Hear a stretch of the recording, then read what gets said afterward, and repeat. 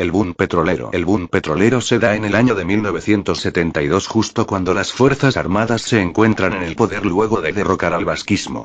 El descubrimiento de este valioso recurso natural modifica las relaciones tradicionales del sistema político ecuatoriano, ya que además de convertirse en el principal sustento económico del país y cambiar por ende su patrón de crecimiento y desarrollo, enfrenta de diversos actores sociales que trazan como objetivo apropiarse de las ganancias que el oro negro trae al país. Para el economista argentino Arnaldo Bocco, este boom petrolero puede dividirse en dos etapas, la primera de ellas guiada por fuertes principios de nacionalismos revolucionarios y la otra caracterizada por una política más ortodoxa en pro de la inversión extranjera. Primera etapa. En este primer período comprendido entre 1972 y 1976, uno de los personajes más destacados es el general Guillermo Rodríguez Lara, representante de las alamas nacionalista de las Fuerzas Armadas y militar al mando del Ecuador. Su gobierno buscó desarrollar una economía autónoma mediante 3 puntos claves. El primero de ellos consistía en una política nacionalista dirigida al sector de los hidrocarburos, por medio de la cual buscaba dar al pueblo la propiedad de la renta del petróleo. Dicha medida la ejecuta con el fin de acabar la concesión que el expresidente Otto Arosemena Gómez le dio al consorcio ADA, para manejar un yacimiento petrolero ubicado en el Golfo de Guayaquil. El segundo punto radicaba en modernizar el Estado y la economía del país a partir del auge petrolero que se vive durante esta década y la cual mantiene un crecimiento estructural del Ecuador. El boom petrolero. Ecuador, país agrícola por excelencia desde tiempos inmemoriales, de pronto pasó a ser un país petrolero desde inicios de la década de los 70, el hidrocarburo en la base de nuestras finanzas y el primer rublo de riqueza Texaco Gulf. Realiza el primer embarque de petróleo ecuatoriano, en un tiempo donde el petróleo del mineral era alto. Con los nuevos ingresos se empezaron a ver cambios espectaculares. El país, con modernas vías de desarrollo, de comunicaciones, del turismo, tuvo impulso destacado y el dólar se estabilizó en 25 sucres por unidad.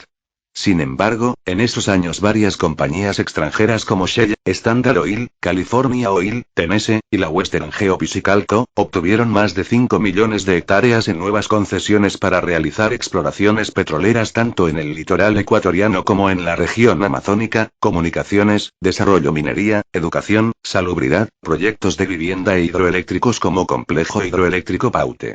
Se subsidiaron ciertos de uso popular, gas, electricidad, agua potable y exoneraron bienes importados, autos, electrodomésticos, repuestos.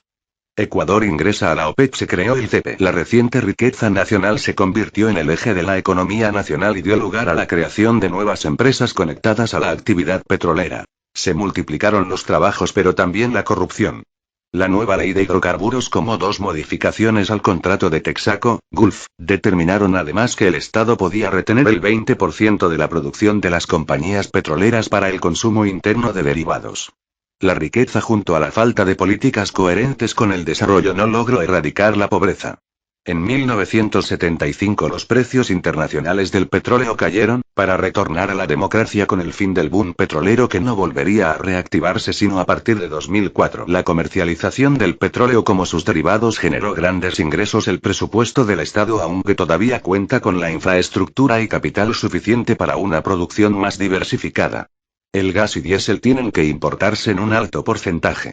Respecto de las gasolineras, las políticas implementadas se han puesto en manos de la empresa privada casi el total de la comercialización de las mismas. Con el paso del tiempo se dio la iniciativa Yasuni. Fue un proyecto oficial del gobierno de Ecuador, desde 2007 hasta 2013, durante el mandato de Rafael Correa, que condiciona el mantenimiento de la zona intangible decretada en 1998 por el gobierno de Jamil Mahuad en un sector del Parque Nacional Yasuni ubicado entre los cuadrantes de exploración petrolera Ispingo, Tiputín y Tambococha.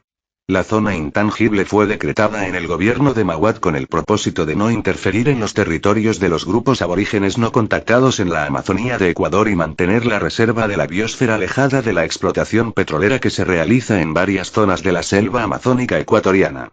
Durante el gobierno de Correa se propuso condicionar una parte de la zona intangible amazónica con un mecanismo de compensación por el ingreso no percibido al no explotar los recursos petroleros y la contribución de mantener el crudo bajo tierra al mercado de carbono. Esta compensación sería realizada por la comunidad internacional al Estado ecuatoriano bajo los criterios de la economía ecológica, la economía ambiental y la economía de recursos naturales. Conclusión. Ecuador, a lo largo de su historia, ha sido un entramado político y cultural muy complejo, sin embargo es evidente la necesidad de investigaciones más profundas para descubrir al verdadero Ecuador, aquel en el que no es protagonista ningún mandatario, ningún movimiento o partido, sino aquel Ecuador donde los protagonistas son sus habitantes, la gente que lo vive y camina, gente que en un momento reclamará este protagonismo convirtiéndose en forjadora de su propia historia. Aquel Ecuador aún está por ser relatado por las generaciones que un día sacarán la cara por este país insólito que le hace falta democracia para llegar a la verdad de la historia.